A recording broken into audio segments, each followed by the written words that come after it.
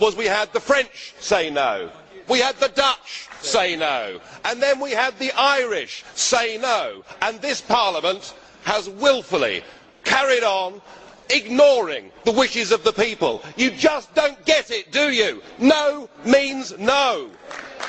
And it's truly incredible that 499 members of this House voted to ignore the Irish no vote and to continue with the treaty. What kind of a parliament is this? If you believed in democracy, you would not just bulldoze aside those 3 referendum results.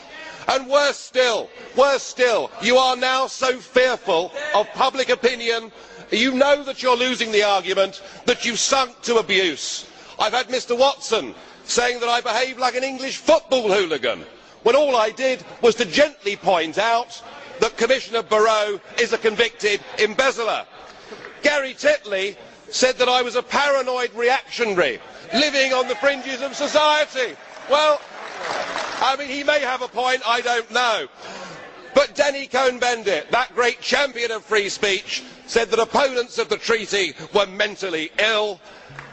And Martin Schulz, the leader of the Socialists, saying after one of the no votes, we must not bow to populism, and that the no votes open the door to fascism. Well, I hope in the next 4 weeks in this campaign the voters of Europe can see the real face of this project. You are nationalistic, you are bullying, you are threatening, you are anti-democratic, you're a complete shower. But just look around this chamber this morning, just look at these faces, look at the fear, look at the anger. Poor old Barroso here looks like he's seen a ghost.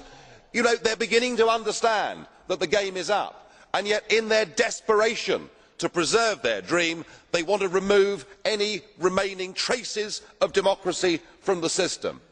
And it's pretty clear that none of you have learned anything.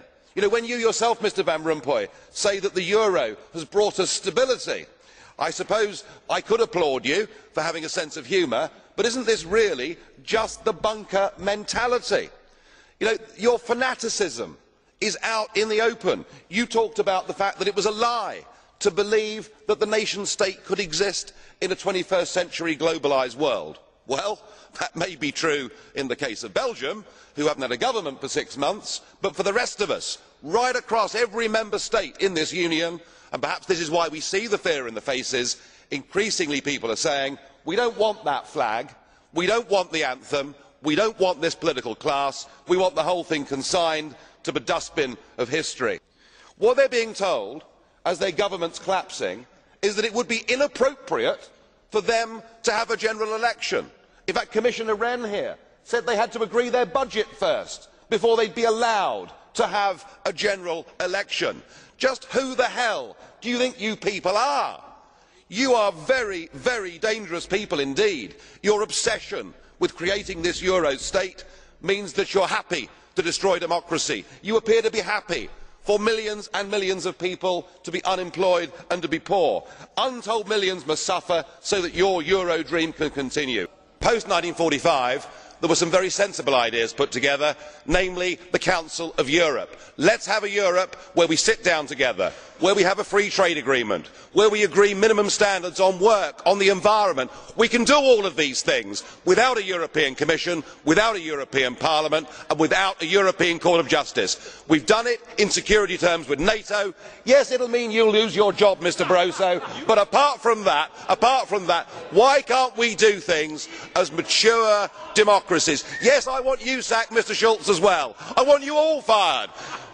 We can do those things, and that is a positive way forward.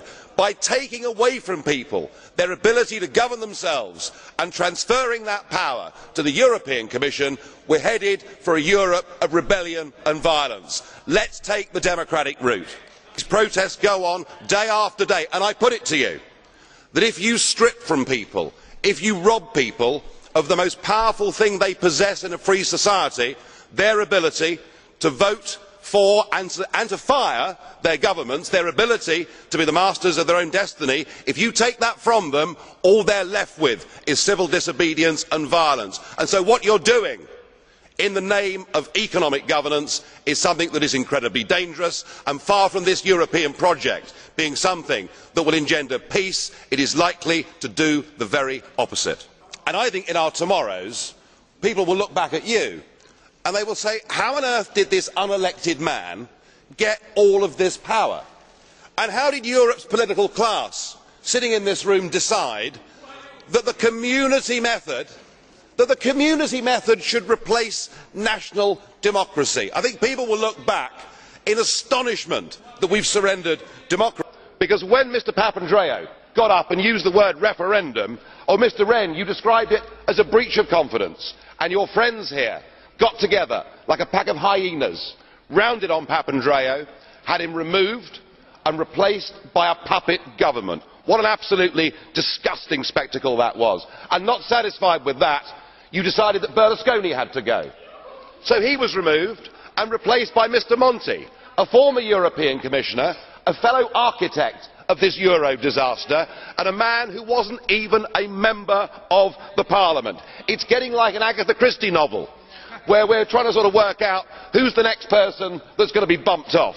The difference is we know who the villains are. You should all be held accountable for what you've done. You should all be fired. And I have to say, Mr Van Rompuy, 18 months ago when we first met, I was wrong about you.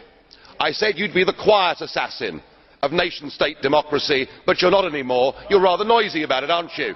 You, an unelected man, went to Italy and said this is not the time for elections, but the time for actions. What in God's name gives you the right to say that to the Italian people? I don't doubt for a minute that Jean Monnet was well intentioned at the start. He thought that if you abolish nation states, you would stop there ever being another war. He didn't at the time, of course, have the benefit of seeing that theory as it played out in Yugoslavia. But like communism, this has all gone badly wrong. And the EU Titanic has now hit the iceberg. It is a European Union of economic failure, of mass unemployment, of low growth, but worst of all, it's an EU with the economic prism of the euro. And this now poses huge dangers to the continent. We face the prospect of mass civil unrest, possibly even revolution, in some countries that are being driven into total and utter desperation. But there is perhaps an opportunity, there is perhaps some good news, that now a democratic rebellion has begun. It began in Finland last year, with the True Finns getting nearly 20% of the vote. And we're seeing in country after country new political movements on the right and the left making big scores. But that may not all be good news, because in Greece what we saw last Sunday was rather reminiscent of the German election of 1932.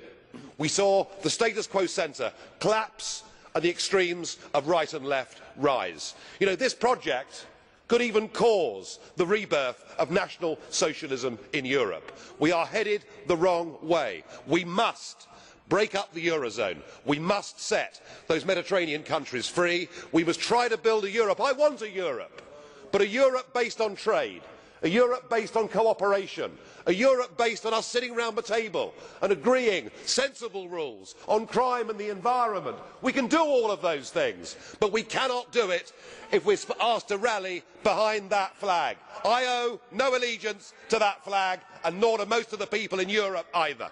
The French and the Dutch had said no to the EU constitution. Mr Barroso stood up and said they didn't really vote no, they didn't understand what they were doing. They did. They did. You see, ever since 2005, the real European debate is about identity. And what we're saying, large numbers of us from every single EU member state, is we don't want that flag.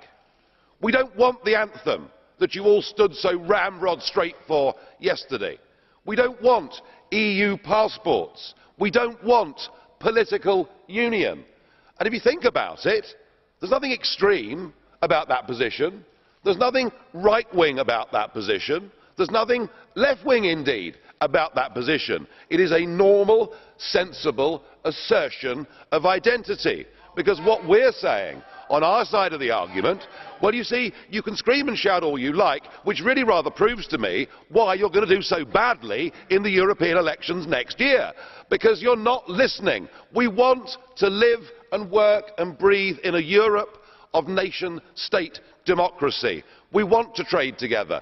We want to cooperate together. We're happy to agree sensible, common, minimum standards. And yes, we want to control our own borders, which is the rational, logical and sensible thing for any nation-state to do. We're not against immigration. We're not against immigrants. We believe there needs to be a degree of control. And that is the message that is picking up support right across this continent. And I genuinely think that there is an opportunity for an electoral earthquake to happen in the European elections next year, with a large number of people from all sides of this House who will come with a nation-state agenda, who will come saying, let's have a Europe, as de Gaulle might have said, of the patrie, let's not have a Europe of political union. And you can abuse us all you like, but what we stand for is fair, principled and democratic.